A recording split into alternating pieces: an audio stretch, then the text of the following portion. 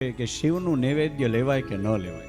આ બધાને આપણને પ્રશ્ન ઉદ્ભવે છે કે ભાઈ શિવજીને ધરેલું જે નૈવેદ્ય હોય લેવાય કે ન લેવાય. ઘણી માવડીઓ સત્સંગ શિવ મંદિરમાં કરે તો ઘણી બધા અમને પ્રશ્ન કરે કે ભાઈ અમે શિવ મંદિરમાં સત્સંગ કરીએ, પ્રસાદી ધરીએ, લેવાય કે ન લેવાય?